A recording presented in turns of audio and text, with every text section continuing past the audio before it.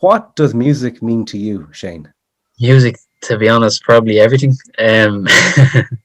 Puts me in a good mood, helps me with whatever's going on in my head. So obviously now I'd like to say I've made it into a career now. I want it to be my career anyway. I've always wanted to be DJing and making music, so just pretty much everything since I was a young kid, like up until now, like. And now you're really old. Yeah. Well, getting older anyway. The process of making a hit. People talk about a formula, a recipe. How do you make a hit? And is it something that you've experimented with and a trial and error thing, or did it just happen?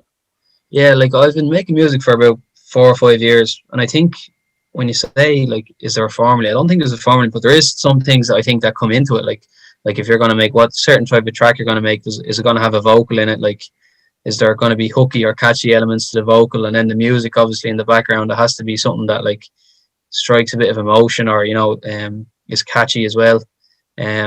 For me, I was just making music for years, and I suppose with the latest track that I brought out, thank God, it ended up being a hit. But it was one of the first tracks I actually used with a vocal. And every other track I was making, I was influenced by a lot of trance and stuff from the 90s and stuff. And yeah, I don't know, this one just kind of just. I remember when I was making it, I was putting clips up on internet, on Facebook and Instagram, and people were just saying this sounds really good and stuff.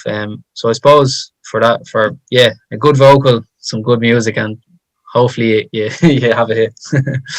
And so you went from doing what everyone does, which is making music, putting it onto SoundCloud, putting it onto the internet. But was there a point when it switched, it changed, it ramped up, and then you became Shane Codd? Yeah, well, I suppose really with the release of my latest song, Get Out My Head, just self-released, independently released it onto SoundCloud, Spotify, YouTube, and it just started to get natural organic traction around Ireland and the UK. Just the streams are going up, and then once the label got involved, I started to get calls. I remember I was out the west of Ireland. I was over like on a staycation, and over at the Cliffs of Moher, and I started to get calls from like UK numbers, and I didn't know who they were, like, and it was it ended up being like some of the biggest labels in the UK music, Sony and Universal and stuff, and they rang me, and the connection was that bad. I just had to be like, look lads, I'm gonna have to ring you back because I just can't hear you. So I don't know if they thought I was putting them off, but eventually I got it sorted anyway. Yeah, and I suppose going back to that, then it's just with the help of the label, then it really went off a lot more, For a lot of artists who've been recently signed, the thing about having control over your career, over your production. I talked with John Gibbons previously in this series, and with Patrick Shee from Walking on Cars, and for them, having the production values, having the control of their own music and where it goes, is that something that you were concerned about before you signed a deal?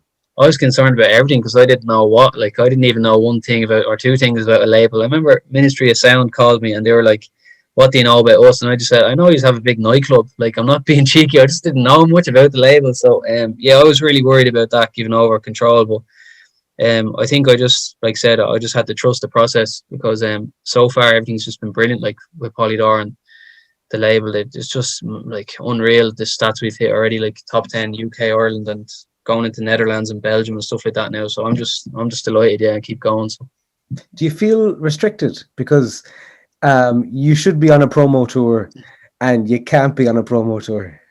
Yeah, I do a little bit, but I'm also very grateful, because with when lockdown came in, I sort of had more time. Like I was in college before, and when lockdown came, then I just had way more time to focus on music, and then I was able to make my latest track, and then so I'm grateful. But yeah, I see that side of things where it's like, damn, I could be off somewhere DJing now, but I'm just hoping it'll come eventually, What's the reaction been from your family and from your parents? What how have they dealt with your new life in a way? Yes, so supportive. My mother, obviously, as I said, I'm still here at home with my mother and my sister. So yeah, they're really good, and they really if fans ever bother me ever, I can just have a chat with them, and just all my other family, yeah, my stepfather and everything, brilliant. Like, and they're all into music as well, so definitely helps. And my mates, everything just been brilliant so far. So just want to keep going now. That's what I want to do now.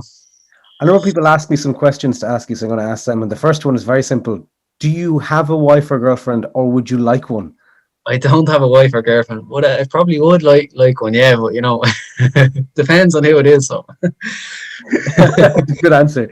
Uh, the other one comes from someone who's watching your song rocket up the charts and streams in Mexico, and he said, "What advice do you have for young musicians and young artists like him?" first of all, I didn't know it was flying up the streams in Mexico, so that's brilliant to hear that.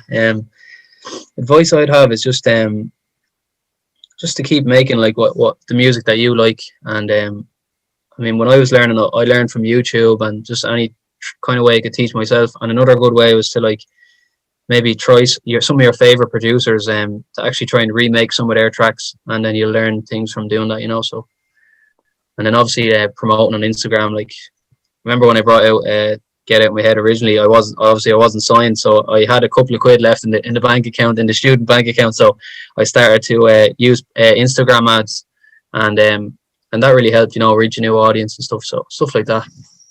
And what's next for you? Are there any collaborations that you'd really like to work with, or dream collaborations? There's a lot of dream collaborations, I'm not gonna lie. I'd love to work with Becky Hill, who's a really good UK vocalist. There's so many, to be honest. MK, Calvin Harris is such a legend. He's had like years of top like hits. Like, he's unbelievable.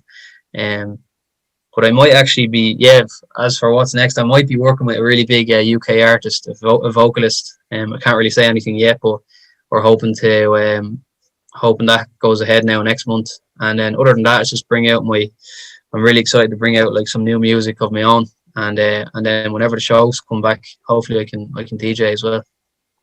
Are you a different person to the Shane Codd 12 months ago? Would you say you're different? I think I've learned a lot more. I often go back and like